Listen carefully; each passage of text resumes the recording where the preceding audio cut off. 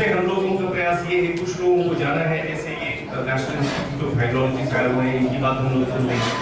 Disaster mitigation and management cell से आए हुए हैं, उनकी बात सुनेंगे और लोगों से भी बात सुनेंगे।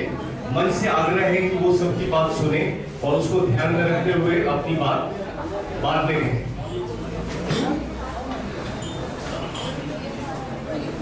और हम लोग बातचीत शुरू करें उससे पहले मैं ये कहना चाहूंगा कि जितने भी मंच पे लोग बैठे हुए हैं उनकी क्षमताओं से मैं अभिभूत हूँ। खास करके एक बात जो सबके लिए कॉमन है कि बहुत थोड़े समय में आपकी बात बहुत अच्छे तरीके से रखते हैं। और नेशनल इंस्टीट्यूट ऑफ हाइड्रोलॉजी से प्रोफेसर एस.के. जैन हम लोगों के बीच में आए हुए हैं। इन्होंने भी अध्ययन किया है प्लान का, और ये थोड़ी सी अपनी बातचीत आम लोगों की जो समझ में आए है वो, और थोड़ी सी टेक्निकल बातें क्योंकि सरकारी बिना टेक्निकल बातों के नहीं समझते हैं तो वो रखेंगे। वाटर रिसोर्सेज पे आपका स्वागत। धन्यवाद साहब। मेरे लिए जो मैं गोष्ठी में जाता हूँ और ये गोष्ठी में थोड़ा फर्क है। वो ये है कि हम यहाँ पर जमीन से जुड़े हुए या जो लोग इस समस्या को वास्तव में देखते हैं, गांव की समस्या है, उस तरह के लोग जाते हैं। मेरे को ये रिपोर्ट जो state action plan on climate change करीब 2 दिन पहले मेरे को दिया गया और ये तय हुआ कि इसको पढ़कर के मीटिंग में जाना है, तो मैं पूरी तरह से तो इसको नहीं देख पाया हूँ। लेकिन जो मैंने देखा है इसमें वाटर सेक्टर की जैसे बात की है, सारा आइसोलेशन में है। एक मेरा जो अपना इसमें ये था कि सब आइसोलेशन में इतने 10-12 पॉइंट को इसमें टच किया गया है, लेकिन वो बहुत ज़्यादा इंटरलिंक उनको नहीं किया गया है।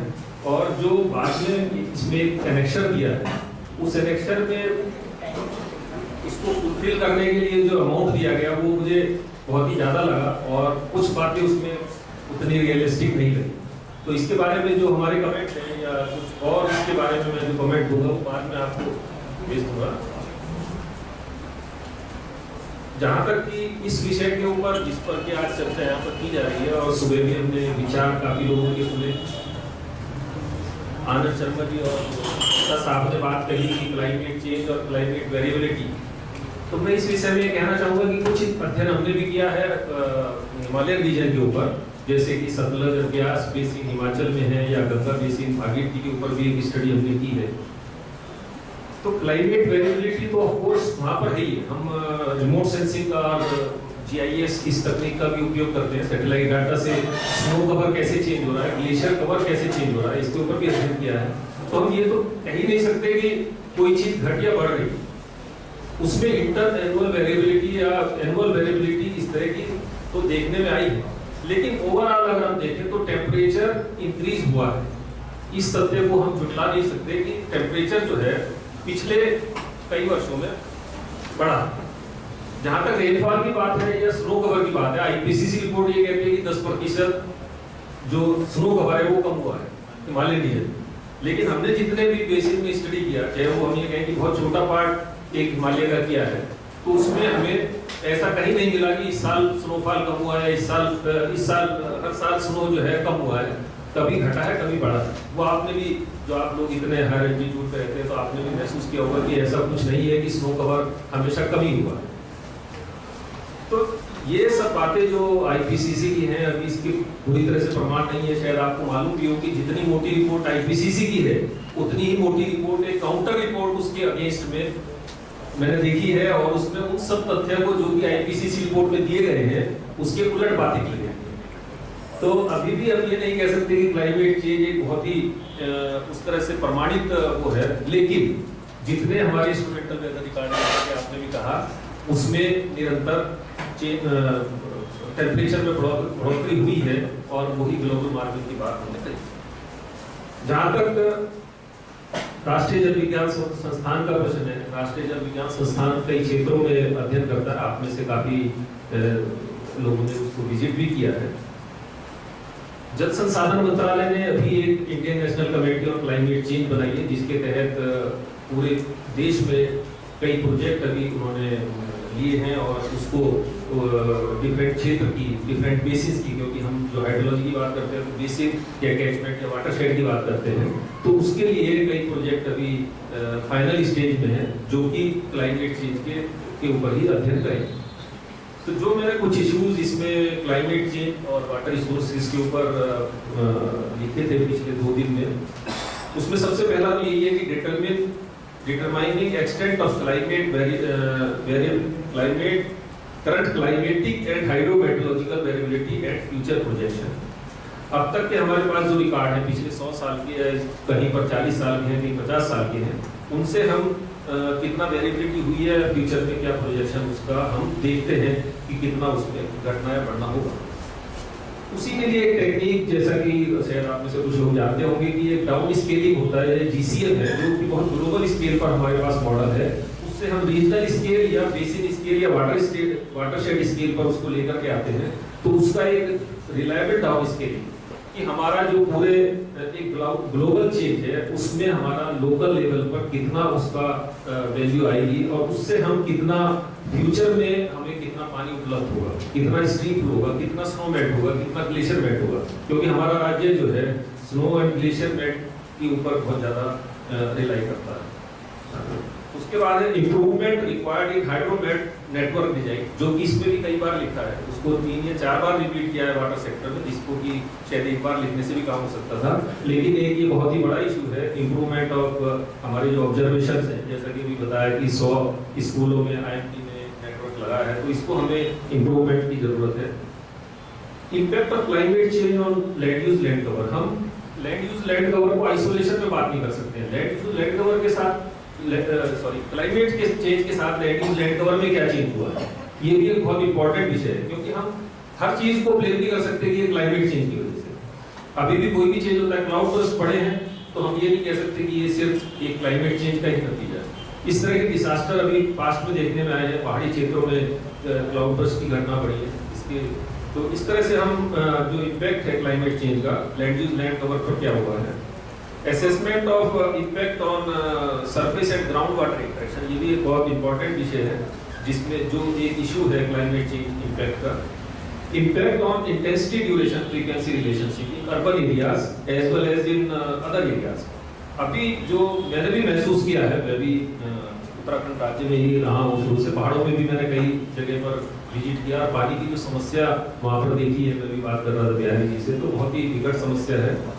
लेकिन जो इंटेंसिटी पिछले कई सालों में देखने में आई है, इंटेंसिटी बढ़ी है, ड्यूरेशन कम हुआ है, तो इसके ऊपर भी हमें अध्ययन करना होगा कि जो एक साथ बारिश होने से हमारा रिचार्जिंग कम होता है, एक तरह से रन आउट ज्यादा हो जाता है और वेस्टेज हम जिसको कहेंगे वो पानी चला जाता है और हमारे जो ग्राउंड वाटर के रिसोर्सेज हैं वो सूखते जा रहे हैं। तो ये भी एक अध्ययन के लिए, इसका भी एक क्लाइमेट चेंज के साथ हमें इसको रिलेट करना होगा। Impact on magnitude duration frequency of drought, ये भी एक इम्पॉर्टेंट एस्पेक्ट है जो सूखा प्रभावित क्षेत्रों में हमें देखना होगा। एंड लास्ट एक ये है कि impact on sediment loads and there management implications, because जो ये इंटेंसिटी बढ़ती है रेन की, उससे हमारा खासतौर से पहाड़ी क्षेत्रों में, हमने अभी तक कोई बहुत ऐसा अध्ययन नहीं किया है, लेकिन पहाड़ी क्षेत्रों में अगर हमारी इंटेंसिटी बढ़ेगी तो उससे सॉइल इरोजन ज़्यादा होगा और सेडिमेंटेशन होगा, जो हमारे वाटर बॉडीज हैं डाउन स्ट्रीम में, उनमें कितना ये जा करके जमा होगा, इन सब के ऊपर भी अध्ययन की जरूरत है। तो ये कुछ इश्यूज हैं जो मैं आपको बाद में भेज दूंगा, issues on climate change impact on water resources. इसके अलावा जैसा कि मैंने बताया कि हमने कुछ अध्ययन किए हैं, उसमें भागीरथी में भी एक दो अध्ययन किए हैं और उसकी रिपोर्ट भी हमने पब्लिश की थी। उसमें हमने जो टिहरी रिजर्वायर है, भागीरथी रिवर के ऊपर एक स्टडी की थी कि कितना फ्यूचर में क्या स्ट्रीम फ्लो होगा, उसके लिए कैसे रिजर्वायर ऑपरेशन को हमें करना है। तो इस तरह के अध्ययन अभी तक हमने बहुत ज़्यादा नहीं किए हैं।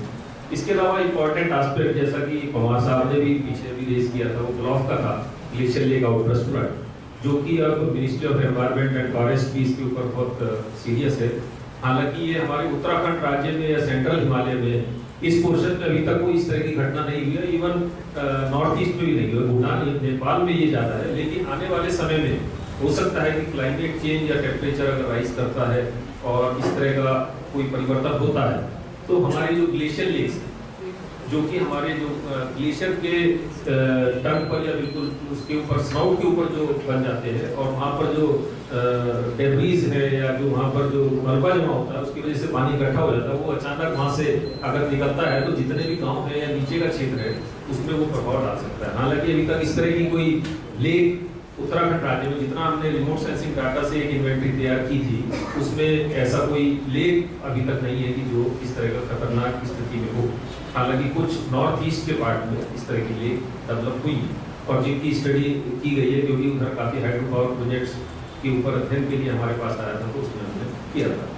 तो ये मैं अभी तक जो पिछले 2-3 दिन में मेरे को, क्योंकि 3 दिन पहले ही ये कहा गया था कि इस गोष्ठी में आना है और आपको रिपोर्ट देख करके कुछ अपने कमेंट्स, तो मैं इसके ऊपर अगर आप कहेंगे तो मैं और कमेंट्स आपके पास भेजूंगा। लेकिन इसमें काफ़ी कुछ कमियां मेरे को एक बार देखने वो पहली बार में समझ में आई थी, जिसको कि मैं डिटेल में बात में आपने धन्यवाद। आपने एटमॉस्फेयर में इसका ह्यूमिडिटी या सब कुछ किया, क्योंकि हमारा अपना ये कहना है कि ये तो आपने सरफेस वाटर और लेक्स की बात की है, जैसे क्लाइमेट में सब अभी भी कहना तो फैक्ट है, बहुत कुछ डिपेंड करता है जो नमी हमारे वायुमंडल में है। तो और खासकर ये जो आपके जो विंड और मॉइस्चर मूवमेंट होते हैं, मैं आपसे केवल ये रिक्वेस्ट करना चाहता हूँ कि भविष्य में यदि आप ये वाला भी इनपुट हमें दे दें, क्योंकि असल में ये क्लाउड बर्स्ट का जैसा आपने ठीक कहा यही नहीं है। क्लाउड बर्स्ट में ज़्यादातर आजकल ये लोग जो प्लास्टिक भी करने में आपके लिए हाइड्रो पावर प्रोजेक्ट्स लोग इसको गलत समझ रहे हैं, क्योंकि क्लाउड बर्स्ट में ये जो आपको बुलडोजर एक्सप्लोजर्स जो कर रहे हैं, क्योंकि अल्टीमेटली जो क्लाउड का फॉर्मेशन होती है, इसलिए मैं मॉइस्चर की बात कर रहा हूँ कि मॉइस्चर यदि बहुत ज़्यादा हो जाता है और इस बीच ये आपका धूल भी और न्यूक्लाई का काम करने लग जाते हैं तो उसका बिल्कुल डिफरेंट हो जाता है। यदि वहाँ पर धूल नहीं होती तो उसका डिफरेंट होता। मेरा आपसे यही अनुरोध है कि भविष्य में थोड़ी बात जब भी हो सकेगा आप जिससे कि हम ये भी कह सकें कि जो लैंड बेस्ड मैकेनिकल एक्टिविटीज है, how they are impacting the humidity in the environment, क्योंकि अल्टीमेटली ह्यूमिडिटी से ही cloud formation and all that. नहीं, आपने सही कहा, और ह्यूमिडिटी और इस तरह के डाटा भी हमारे पास बहुत कम है। एटमॉस्फेरिक साइंस का इसमें बड़ा वो है। और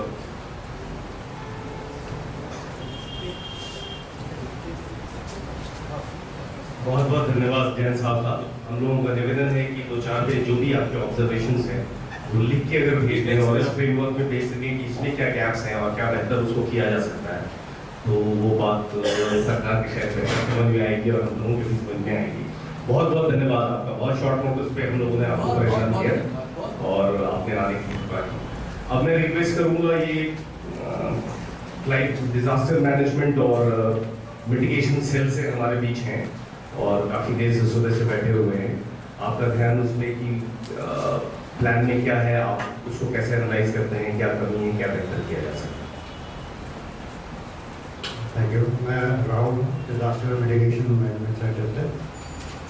फ्रैंकली स्पीकिंग प्लान तो मैंने अभी देखा ही नहीं है, तो प्लान के बारे में शेयरिंग शायद नहीं हो पाएगी एग्जैक्टली। और short notice and climate change is always been a subject which is very vast and very confusing also. और ख़ास तौर से जब डिफरेंट सेक्टर्स के ह्यूमिडिटी एंड रिस्पेक्ट टाइम उससे जितने एक्सपर्ट्स जो उसमें बारे में ओपिनियन देते हैं, तो मेरे जैसे आम आदमी के लिए ये सब्जेक्ट और भी ज़्यादा कंफ्यूजिंग हो जाता है। अब मैं यही सोच रहा था कि आया हूँ तो I must take something back, और मैंने बोला भी था मैं केवल नॉलेज सीकिंग के लिए आ रहा हूँ और काफ़ी कुछ जो डिस्कशन मॉर्निंग से हुए हैं, एटलीस्ट मेरे दिमाग में कई सारी क्वेरीज तो आई हैं सब्जेक्ट को लेके, and I was just wondering कि मैं इस पर्टिकुलर सब्जेक्ट को डिज़ास्टर मैनेजमेंट से क्या इमीडिएटली रिलेट करना चाहिए, और अगर करना चाहिए तो किस हद तक, क्योंकि अभी तो हम मिनिमम बेसिक इश्यूज़ को एड्रेस करने में शायद सक्सेसफुल नहीं हो पा रहे हैं जहाँ तक डिज़ास्टर मैनेजमेंट का सवाल है। तो इन due course of time what I request is कि क्योंकि एक्सपीरियंस आप सब लोगों का ही पैनल इज ऑल्सो देयर, तो इलेक्टिव तो मेरी रिक्वेस्ट यही होगी कि उनके एक्सपीरियंस के हिसाब से अगर वो थोड़ा सा इसमें गाइड कर सकें तो ज़्यादा बेहतर होगा। कुछ एक बातें जो शायद सबके लिए पीछे जब अभी हुई तो मेरे ख्याल से सबकी एक क्लैरिफिकेशन, सबकी जानकारी है जिससे कोई मिस कम्युनिकेशन ना हो। एक सब्जेक्ट जो खासतौर से अभी डॉक्टर ने भी बताया कि cloud burst have been increasing in the state, तो इसमें थोड़ा सा I like to differ from you क्योंकि क्लाउड बर्स्ट एक इवेंट है जो बहुत आम तौर पे क्लाउड बर्स्ट की तरह से प्रोजेक्ट हो रहा है, तो media also and common man also taking it कि भैया क्लाउड बर्स्ट ही हो रहे हैं पिछले।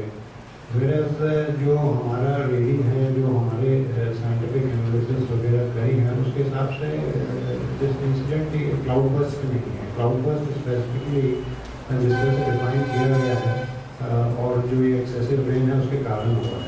तो एक तो वो है, मैं स्टिल लाइक अगर कोई कन्विंसिंग इसमें बता सके। दूसरा एक doctor Anand is not have any more, एक सुबह उन्होंने मॉर्निंग में एक बात कही थी जो कि हमारे लिए एक बहुत बड़ा चैलेंज है और I am sure you throw light on this. यहाँ पे आप कॉम्पनसेशन और रिलीफ की बात कर देते हैं किसी भी डिजास्टर इवेंट के बाद, और अब तो पिछले 2-3 साल से एक नया ट्रेंड निकल के आया है गवर्नमेंट लेवल पे कि increase relief due to the individual. तो वो इमीडिएट रिलीफ मेजर तो हो जाता है, it also goes down easily, लेकिन वो परमानेंट कोई सॉल्यूशन होता नहीं है। और ख़ासतौर से जहाँ पे आपका लाइवलीहुड कुछ टाइम के लिए या लंबे समय के लिए स्टॉल हो गया है, तो मैं डॉक्टर आनंद की बात इसलिए कह रहा था क्योंकि वो जो है आपका कहीं ना कहीं माइक्रो फाइनेंस का इशू को टच करने की कोशिश कर रहे थे, और वो कह रहे थे कि लोनिंग प्रोसेस जो है हमारा किसानों के लिए या तो मेरा क्योंकि बहुत ज़्यादा बैकग्राउंड नहीं है, but I still prefer to read about books. तो अभी तक अगर इंडिया में भी देखें तो micro financing but for a few sectors in Andhra Pradesh has not been really successful. और हमारे परिप्रेक्ष्य में हम उसको कैसे करें, क्योंकि हम अभी तक डिजास्टर मैनेजमेंट में 2 इश्यूज़ पे बहुत ज़्यादा ग्रे एरिया मान के चलते हैं। One is your micro finance related issue and second is insurance.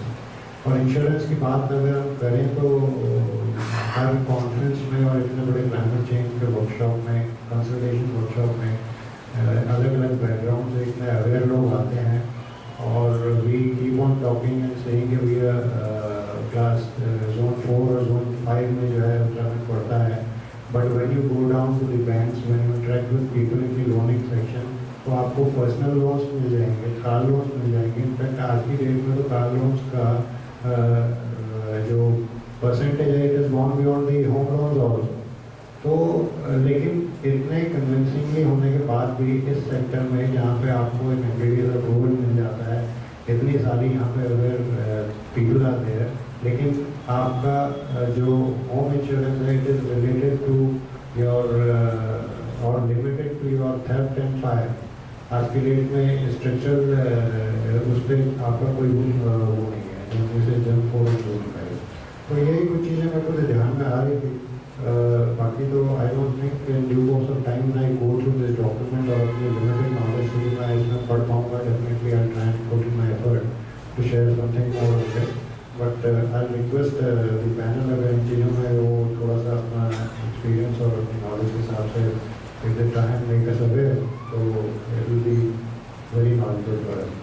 Major Zumran, मैं आपसे यही कह रहा हूँ, तो मेरे बहुत अच्छे मित्रों कई साल से जानता हूँ, मैं यही कह रहा था जो आपने कहा ना भैया, वही हमें डर था। इसमें देखो if you go through the page 5, they have included your institution in this particular clearly, and a very sensitive officer like you should also, and again issues of incidences are also given there.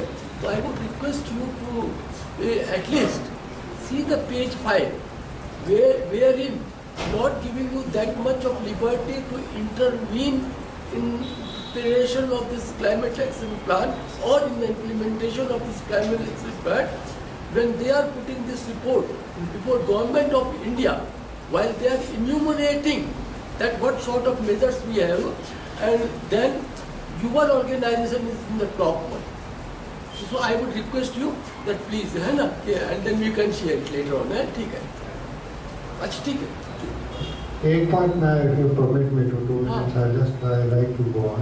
क्या है कि अभी I won't talk on other thing but for disaster management only.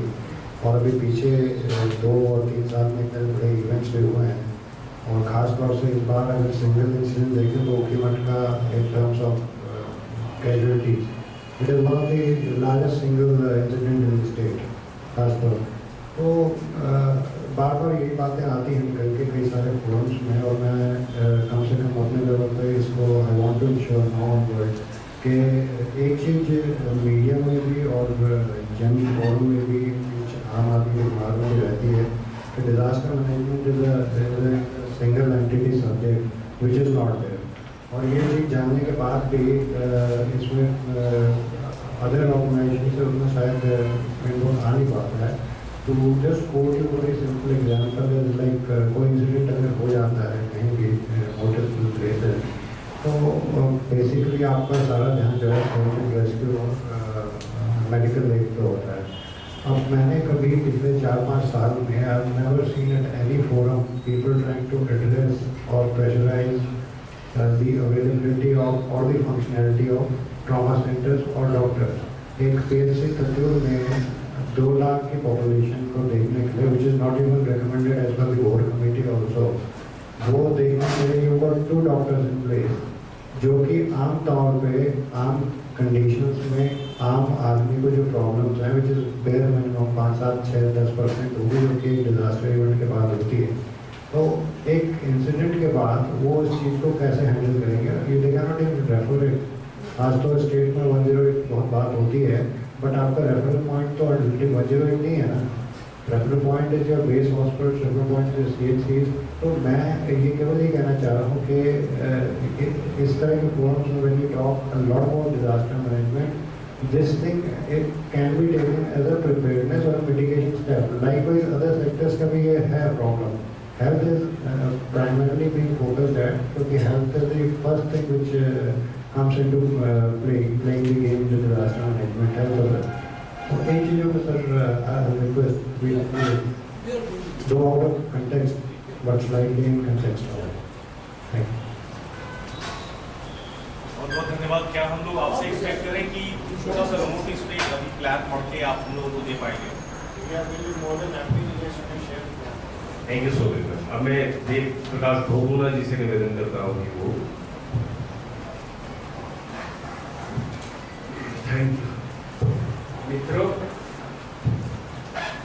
सुबह से काफी लोगों की बातचीत में विशेषज्ञों की सुन रहा हूँ, और बड़ी समस्याएं हमारे सामने हैं, हमारे समाज के सामने हैं. लेकिन इन सबसे हटकर के एक विशेष समस्या की तरफ मैं आप लोगों का ध्यान आकर्षित करना चाहता हूँ, जिस तरफ की अभी तक न भारत सरकार का ध्यान जा रहा है, न स्टेट गवर्नमेंट का ध्यान जा रहा है. हाँ, थोड़े से हमारे सामाजिक संगठन जरूर हैं जो इस पर कुछ काम कर रहे हैं. जैसे हमारे जंगली जी बैठे हैं, मैं इनको टीवी पे देखता रहता हूँ.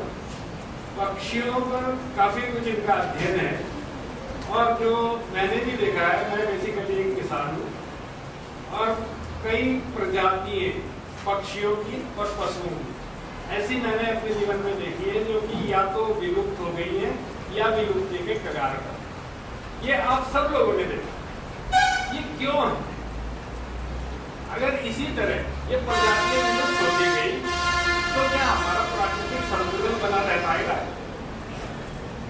अभी थोड़ा देर पहले मैं सुन रहा था, शायद जंगली जी ने एक बात कही थी कि 80 स्रोत पानी के मेरे सामने सुन रहे हैं. लेकिन जंगली जी 80 नहीं, मेरे ख्याल से हमारे इस हिमालयन बेल्ट में कम से कम 1000 से ज्यादा ऐसे स्रोत हैं जो कि सूख चुके हैं. 1000 से ज्यादा ऐसे स्रोत हैं जो सूख चुके हैं. वो क्यों सूख रहे हैं? क्यों हमारे साथ पानी की ये समस्या प्रॉब्लम हो रही है? क्यों ये स्रोत सूख रहे हैं? इस तरफ किसी का सरकार का ध्यान ही नहीं. दूसरी चीज, स्रोत तो सूख ही रहे हैं, लेकिन उसके बावजूद जो स्रोत हैं उनका पानी विषैला हो रहा है. ये विषैला क्यों हो रहा है, इस पर भी हमें अध्ययन की जरूरत है। और मैं पहले के अपने मित्रों से ये भी आग्रह करना चाहता हूँ कि आप इस पर भी थोड़ा अध्ययन करें कि जो स्रोत विषैले हो रहे हैं वो क्यों हो रहे हैं। अभी मेरे ख्याल से 10 दिन पहले एक रिपोर्ट में ICAR की मैंने देखी थी इंटरनेट पे, उसमें उन्होंने 2000 उसका पानी का सैंपल लिया था स्रोतों का। उसमें से 1400 कुछ सैंपल ऐसे थे जो कि पीने योग्य नहीं है। बताइए, जब हमारे पास पीने योग्य पानी नहीं है, हमारे पास वो वायु नहीं है जिसको शुद्ध वायु जिससे हम सांस ले सकें, हमारे पास वो अन्न नहीं है जिसको कि हम खा करके स्वस्थ रह सकें, तो हम अपना आने वाली पीढ़ी को क्या दे पाएंगे। ये एक बड़ा चिंता का विषय। और ये सब क्यों हो रहा है? ये जलवायु परिवर्तन की हम आज बात कर रहे हैं, क्यों हो रहा है ये जलवायु परिवर्तन? मैं कोई साइंटिस्ट तो नहीं हूँ कि मैं बारीकी में आनंद शर्मा जी की और जैन साहब की तरह बारीकी में जा पाऊंगा, लेकिन जो मैंने अपने 60 साल की आयु में देखा है और महसूस किया है, और क्योंकि मैं बेसिकली एक किसान हूं, उसका जो मैंने कारण पाया है, ये पक्षियों की प्रजाति विलुप्त होना, ये हमारे जो भूमिगत जल स्रोत है इनको विषैला होना और इनका सूखना, इसका मैंने एक कारण नोट किया। हो सकता है आप मेरी बात से सहमत हो या ना, लेकिन जो मेरा अपना अनुभव है उसके आधार पर मैं ये कहना चाहता हूँ। अब किसान हूँ, मैं बेसिकली एक किसान हूँ, मेरा एक पेशा है, मुझे अपनी रोजी रोटी उसी से कमाना है, अन्न उत्पादक में हूँ। मैं चाहूंगा कि मैं ज्यादा से ज्यादा उत्पादन लूं, और ज्यादा से ज्यादा उत्पादन में कैसे लूं? भाई, ज्यादा से ज्यादा उत्पादन लेने के लिए मुझे कुछ कृत्रिम संसाधनों की तरफ जाना पड़ेगा। और वो कृत्रिम संसाधन क्या है हमारे पास? केमिकल फर्टिलाइजर, इंसेक्टिसाइड, पेस्टिसाइड, ये सब हमारे पास जो है, इससे हम ज्यादा उत्पादन ले सकते हैं। और इससे हो क्या रहा है? जो लोग एग्रीकल्चर से जुड़े हैं वो एक उसकी जरूर देखें, उसकी वेबसाइट पे ICAR की 1956 में हमारे यहाँ की भारतवर्ष की विशेषकर पश्चिमी उत्तर गंगा यमुना का दुआब और सतलज सिंध का दुआब, इसकी जो मिट्टी थी उसमें कार्बनिक पदार्थों की मात्रा 0.58%। और अभी जो लेटेस्ट रिपोर्ट पिछले साल आई है उसमें कार्बनिक पदार्थों की मात्रा रह गई है 0.2%, 0.38% कम हो गई है। अब आप कल्पना कीजिए, जब वो 0.2% में शून्य हो जाएगी, क्या हमारी सॉइल इतना अनाज उत्पादन कर पाएगी कि हम 1.25 करोड़ जनता का पेट भर लेंगे? हमें आवश्यकता ये थी है कि हम उसके साथ साथ जलवायु के साथ साथ हम इस सॉइल की फर्टिलिटी की तरफ भी ध्यान दें। और ये हम कैसे ध्यान दे सकते हैं? अत्यधिक केमिकल का इस्तेमाल करने से। और सबसे बड़ी जो बात कमी जो आई है, हमारी मिट्टी में माइक्रो ऑर्गन्स की मात्रा तो बिल्कुल नगण्य है। अगर हम गेहूं में या धान में या किसी भी फसल में DAP, यूरिया और पोटास न डालें तो धान कोई फसल हो ही नहीं सकती। और मेरा अपना अनुभव है, अगर मैंने इस बार 10 क्विंटल प्रति हेक्टेयर केमिकल फर्टिलाइजर का उपयोग किया, अगले साल मुझे वो 12 क्विंटल करना पड़ेगा, तब मैं उतनी फसल लेगा। अगर मैंने वो 10 की जगह 9 कर दिया तो मेरी फसल एकदम 80% पे आ जाएगी 100 से। हर साल हम इसकी मात्रा बढ़ा रहे हैं।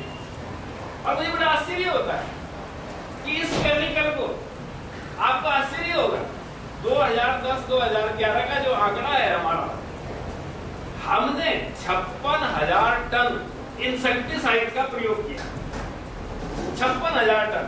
और अगर मैं गलत कह रहा हूं तो आप देख सकते हैं वेबसाइट पर, ICAR में सब आंकड़े उपलब्ध हैं। 2011-12 की तो रिपोर्ट अभी तक उपलब्ध नहीं है, लेकिन 10-11 में जो थे 56,000 टन इंसेक्टिसाइड। बताइए, 56,000 टन विष हम रोजाना इस पृथ्वी को दे रहे हैं, इस वायुमंडल को दे रहे हैं, उससे क्या हमें मिला?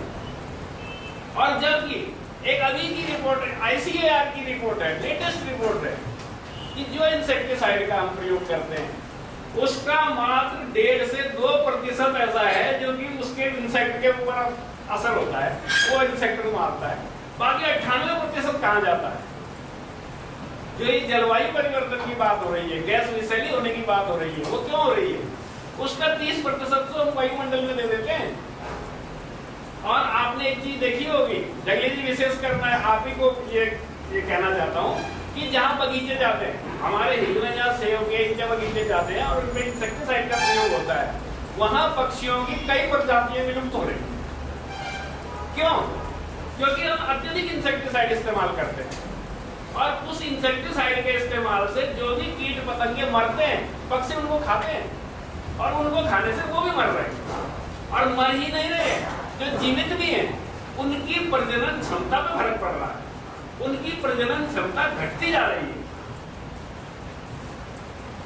दो सीधे सीधे इफेक्ट हमने ये किए कि पक्षियों के ऊपर इसका असर हुआ, वायुमंडल पे हुआ, हमने विषैली गैस, कितनी विषैली गैस। और एक चीज आप लोगों ने नोट की होगी, जो किसान है केसेस में, अगर आप इस बार 30% विष वाला इंसेक्टिसाइड इस्तेमाल कर रहे हैं तो अगली बार उससे काम नहीं चलेगा, आपको 40% विष वाला इस्तेमाल करना पड़ेगा।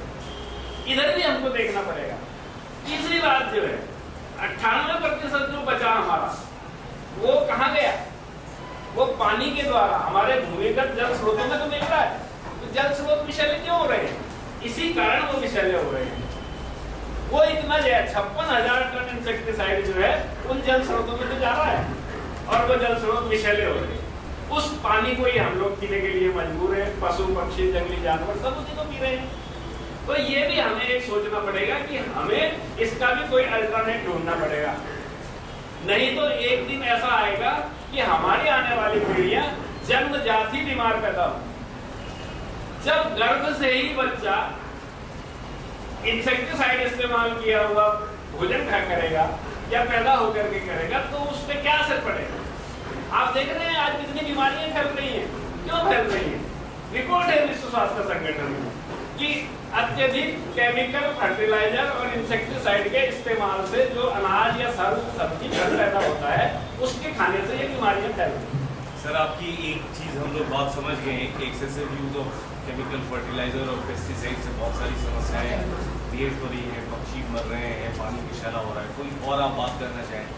लोगों का थोड़ा सा वक्त कम है और बहुत लोग मेरा सब्जेक्ट यही है और ये है, तो इसके बाद कोई ऐसी दिक्कत वाली बात नहीं है। मेरा कहने का मतलब ये है कि हमारी योजनाओं में इन सब चीजों को भी ध्यान में रखना चाहिए। क्या मानव स्वास्थ्य की तरफ ध्यान देना हमारा दायित्व तो नहीं है? क्या पशु पक्षियों की प्रजाति विलुप्त होने को रोकना हमारा दायित्व तो नहीं है? क्या पशुओं की प्रजाति विलुप्त होना हमारा दायित्व तो नहीं है? तो हमें इन सारी चीजों के ऊपर ध्यान देना चाहिए और इन योजनाओं में इसको एक विशेष महत्व देना चाहिए ताकि हम जो है इस पे कंट्रोल कर सकें। धन्यवाद, बहुत बहुत धन्यवाद साहब। मैं आप लोगों की तरफ आता हूँ। हम लोगों के बीच में और लोग हैं, कुछ लोग अपनी बात रखना चाहते हैं, हम लोग इस बात से वाकिफ हैं। अगले सत्र में हम लोग फिर और लोगों की बातचीत लेंगे। तब तक मेरा आग्रह आप लोगों से कि स्टेट एक्शन प्लान के संदर्भ में कोई बात अपनी रखना चाहते हो, कैसे बेहतर किया जा सकता है, समस्याओं का क्या सुझाव हो सकता है।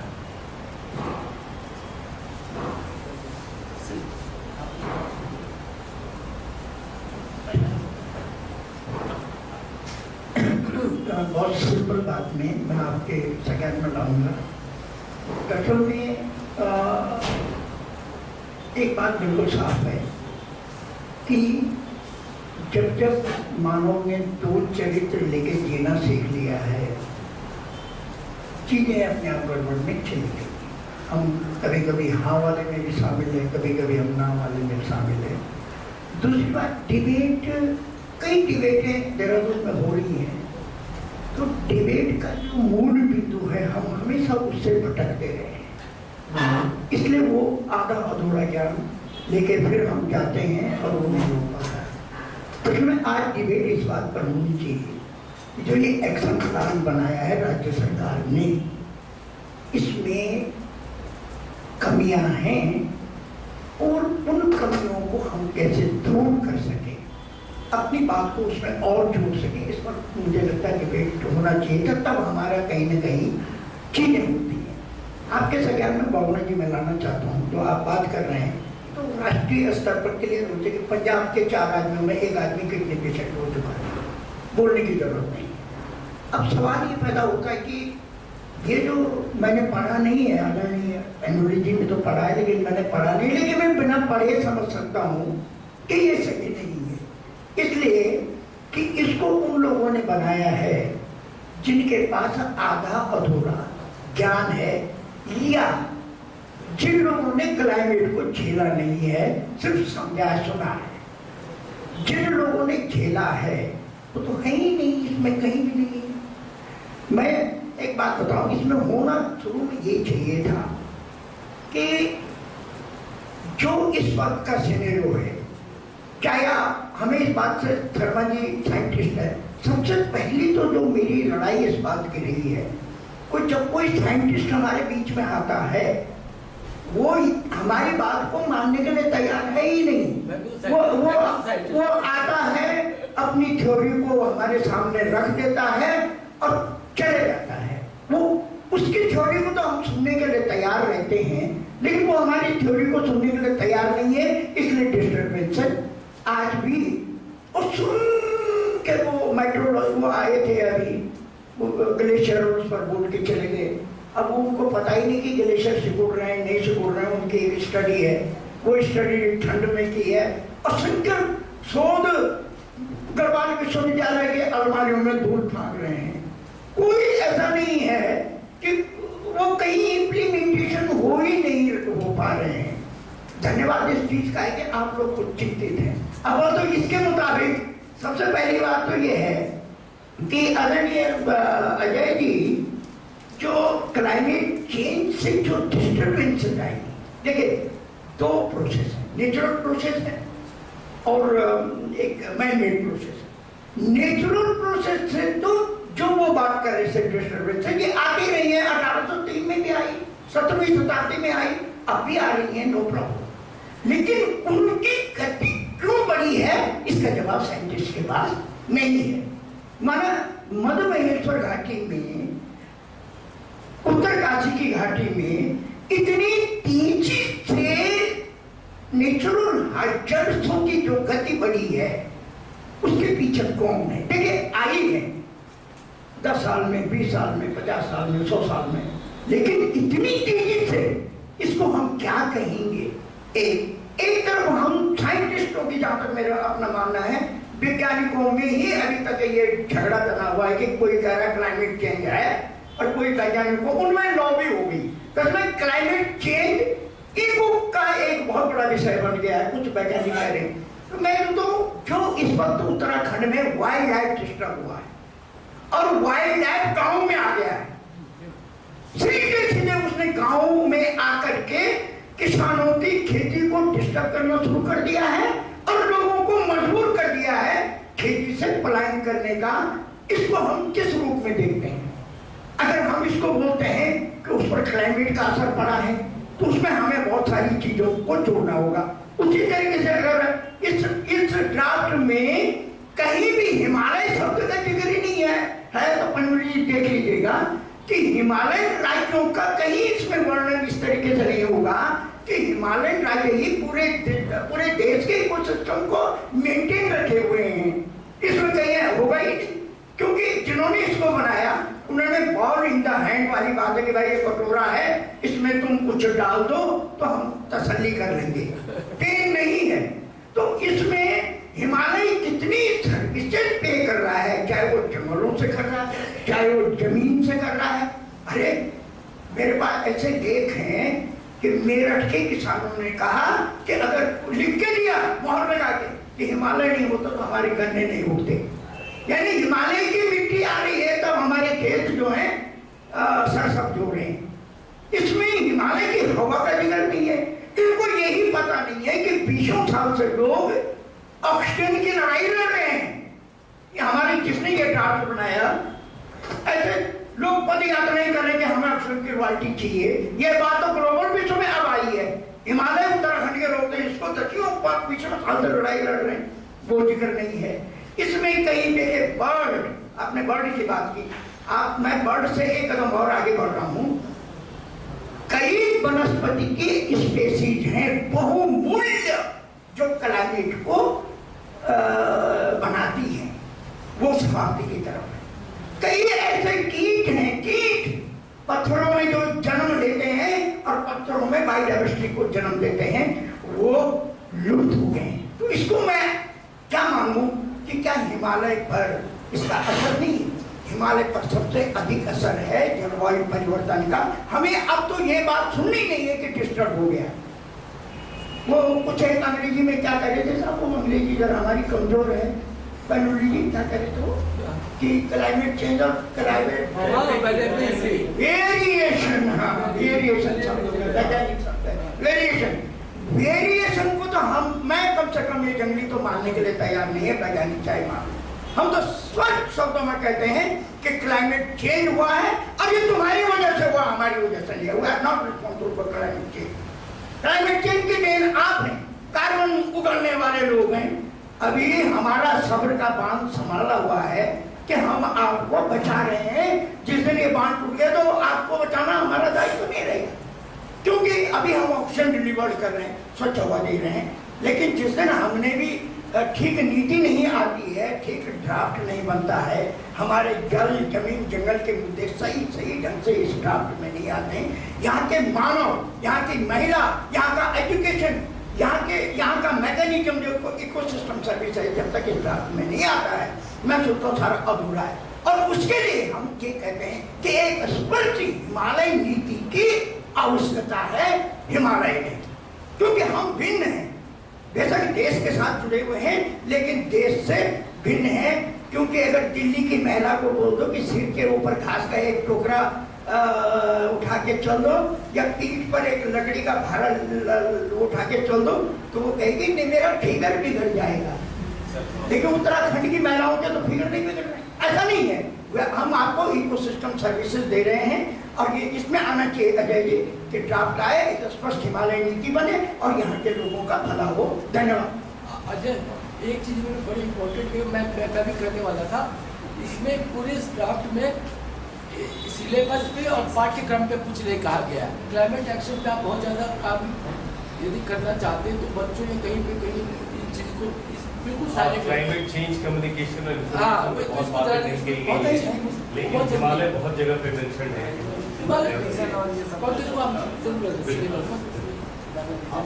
सिलेबस वाली बात सबको प्रणाम। वास्तव में मैंने ये योजना पढ़ी नहीं, यहीं पर आया और यहीं पर जो है वो इससे जो है वो चर्चा है वो सुना। परंतु जो है यहाँ पर पैनोली जी ने इसका जो है गहरा अध्ययन किया। इस संबंध में जो है जोशी जी ने बहुत कुछ कहा और आप लोगों से जो है काफ़ी सुना, तो जो है वो थोड़ी सी जो है समझ आया। एक कार्यकर्ता के नाते बहुत कुछ कहने को है, परंतु इसको एक साथ में ही जो है लिखा। अब क्या है, मैं शब्दों के जो है जाल जंजाल में नहीं करूँगा, परंतु ये अवश्य है कि हमारे वनों में जैव विविधता घटी है, चाहे वो वनस्पतियों की हो, चाहे वो वन्य प्राणियों की हो, चाहे कीड़े मकोड़ों की हो, वो जो है वो घटी है। वो जो है हम क्योंकि गांव में रहते हैं, इसका हमें प्रत्यक्ष दर्शन होता है, इसकी हमको जो है प्रत्यक्ष पीड़ा है, उससे जो है लाभ हानि जो हमको होती थी उसका हमको जो है वो पीड़ा है। दूसरी बात हम ये देख रहे हैं कि जल स्रोत जो है, जल स्रोत घटे हैं, चाहे वो जो है ग्लेशियर से जो है प्राप्त जल हो, चाहे वो जो है बरसात से प्राप्त जल हो, चाहे जो है वो दूसरी किस्म के हों, परंतु उसमें जो है उसमें बहुत कमी आई है। काफ़ी अच्छे तो ये जो है वो संकट पैदा हुआ है, इसको जो है वो कैसे उठें, ये समस्या अवश्य हमारे सामने जो है वो खड़ी है। तीसरी बात ये है, जमीन जो है हम ये देख रहे हैं जमीन जो है दरक रही है, चाहे वो जो है वो ब्रीडिंग के कारण